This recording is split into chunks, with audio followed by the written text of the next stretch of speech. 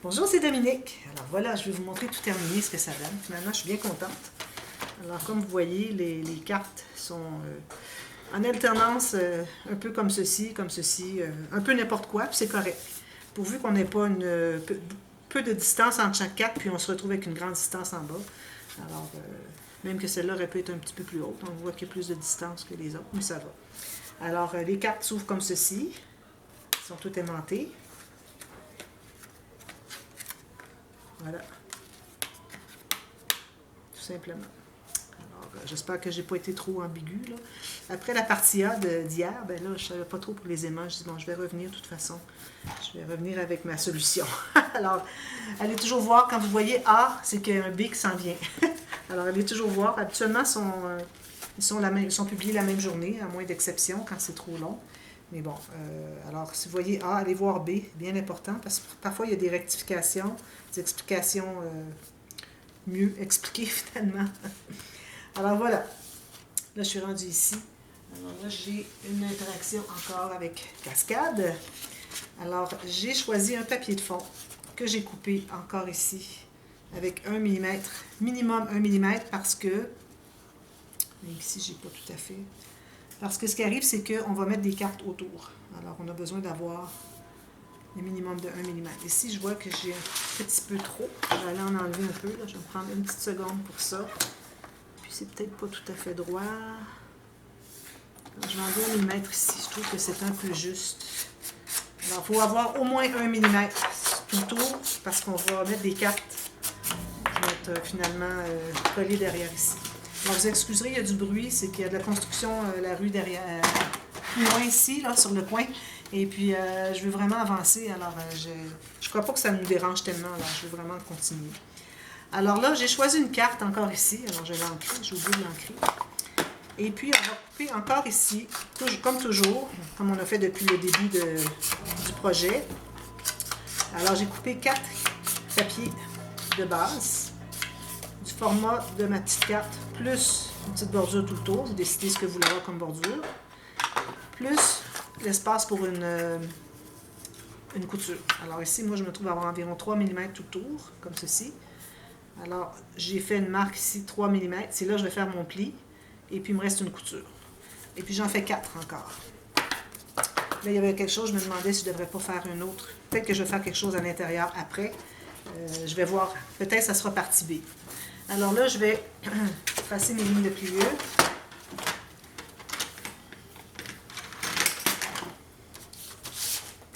Encore ici, toujours du côté... la carte, le bas de la carte du côté du coin ici. Et puis, vous faites toutes vos marques ici. Ici. Et ici.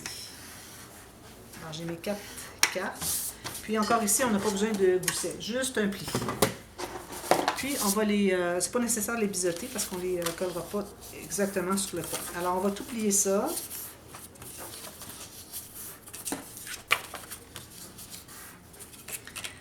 Alors là, autour de mon papier, je vais placer mes cartes. Alors moi, je ne les placerai pas, comme je vous dis, tout à fait sur le coin. Ça va éviter des problèmes. Puis je trouve que c'est bien que ce ne soit pas tout à fait au coin. Alors tout ce que j'ai à faire, c'est de placer ma carte ici et je la colle derrière. Je mets de la colle derrière ici. Puis quand on va les avoir collés, on va regarder pour le fermoir qu'on voudrait faire. Alors, je ne ferai pas des aimants encore parce que là, à un moment donné, il faut faire autre chose. J'aurais pu arrondir tous mes coins aussi, mais je le ferai après. Alors ici, j'ai collé sur le coin ici. Alors là, je vais aller pas tout à fait sur le coin ici, vu que ma carte est plus petite. Alors, je ne devrais pas en faire une ici, ensuite une ici. Alors, je vais aller un peu plus haut que la moitié, finalement, comme ceci. Et puis, probablement que je vais avoir un fermoir ici. Même que je vais aller un petit peu plus bas parce que je vais avoir de l'espace ici pour mon fermoir. Parce que j'ai un embellissement ici que j'aimerais bien pouvoir placer sur mon petit fermoir que je vais mettre ici, qui va être un peu comme pincé finalement. Alors, je vais pouvoir mettre une décoration comme ça. Alors, il faut que ce soit quand même assez grand, dépendamment de la décoration que vous allez avoir, que vous aimeriez mettre sur votre petite carte. Alors, vu qu'elle va être plus grande que le carré ici, donc je vais être correcte avec ça. Alors, elle, je vais la coller ici.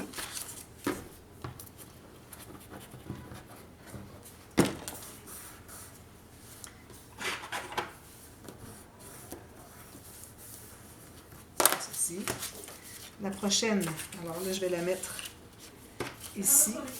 Alors ici, la distance que j'ai laissée, je vais la laisser la même chose ici, finalement. C'est ça, comme ceci.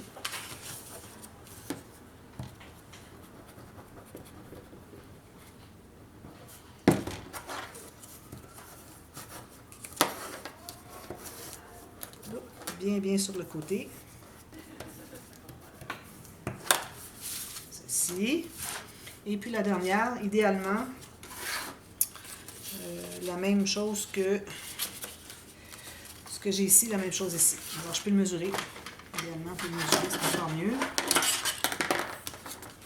Alors ici, j'ai 4,5. Donc je vais aller à 4,5 ici.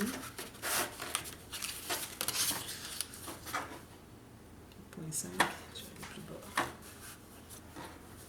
4. J'aimerais bien cacher tout ça. Je ne voudrais pas qu'on voit tout.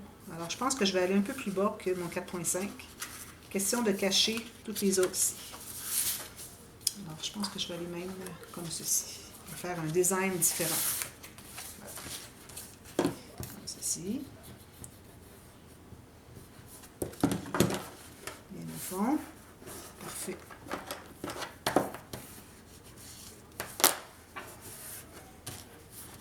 Alors voilà, j'ai mes 4 cartes. Alors idéalement, ce qu'on fait, c'est qu'on ferme, je vais la mettre dans votre sens. Je vais mettre mon album ici, là.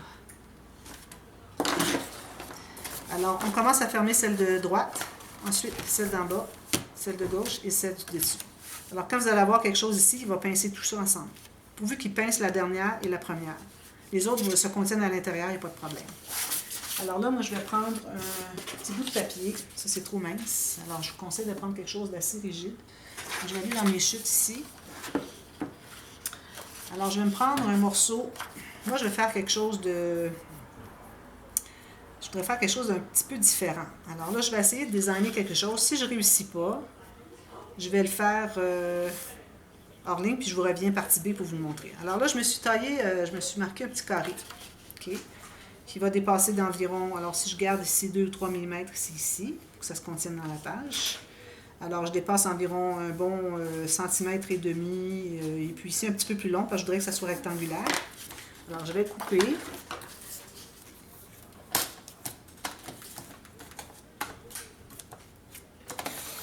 Ça. Puis, comme ceci. Si j'avais eu du 300 grammes, ici, ça aurait été beaucoup mieux. Là, maintenant, ce que je vais faire, c'est que je vais faire une bande. Alors, je voudrais avoir le carré ici, qui va sur le même carré que tout ça, mais que ce que je peux faire, c'est que je peux tracer ici, pour savoir qu'est-ce que j'ai comme espace. Mais je voudrais que ça entre à l'intérieur. Donc, je vais devoir enlever une partie ici et ici, pour que ça puisse entrer à l'intérieur. Alors, je vais découper mon carré. Puis, ça correspond au carré du dessus. Ensuite, je vais me couper je vais enlever les 2 coins qu'il y a ici. Comme ceci, puis comme ceci, idéalement parallèle au premier. Ça. Ça me donne une bande comme ceci. Ça peut paraître inégal, mais c'est correct parce que c'est le coin qui est ici. Même que lui est un petit peu trop long. Je peux en enlever un tout petit peu. Il faut vraiment que ça se contienne à l'intérieur. Alors, je vais juste tailler un peu ici. Comme ici. Voilà. Alors là, ce qu'on a à faire, finalement, c'est de coller. Moi, je collerai la pointe complète ici. Puis, on va voir si on a besoin de coller plus, si jamais c'est nécessaire. Alors, on a tout ça ici. Excusez, il y a des gens dehors qui parlent. Notre appartement est situé juste en haut de la porte d'entrée. Bien, en haut, je veux dire 2 étages plus haut, mais quand même vis-à-vis la porte d'entrée. Ce qui fait que les gens arrivent, parlent et tout ça, on les entend. Mais c'est correct, ça fait de la vie. Alors, vous voyez, lorsque je vais faire, moi, je vais arrondir les coins ici, ici, ici, ici. Et puis, je vais mater de papier ici. Même chose derrière. Puis là, je vais pouvoir l'entrer comme ceci. Vous voyez? Comme ça. Puis ça va tout tenir ça, parce que là, il va être plus solide à cause qu'il y a du papier matage des deux côtés, etc. Même qu'on pourrait coller carrément le carré complètement ici. Je peux aller un petit peu plus loin avec mon petit carré ici. Alors finalement, on colle un carré, comme ça. Je vais mettre du papier matage ici, je vais en mettre ici aussi. Et puis je vais mettre du papier uni plus du papier design, pour que ça donne plus de solidité. Alors ça, vous attendez que ça soit bien solide. Je vais arrondir mes coins, je pense que ça va faire mieux encore. Puis après avoir tout mis, mon papier matage et tout ça, et puis que ça va entrer ici, glisser, vous allez entrer à l'intérieur ici, ça va pincer le tout. Comme ça. Puis là, vous avez le carré qui est collé, qui arrive tout juste ici.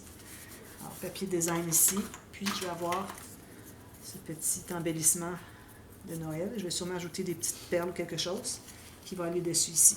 Et puis si je regarde sur mon album, l'épaisseur que ça va prendre, parce que c'est quand même épais, cette petite pièce de bois. Alors si j'ai tout ça ici, j'ai ma carte ici, etc. Et je ferme ici, comme ceci. Alors comme vous voyez, je ne dépasse pas. C'est tout plat, c'est parfait.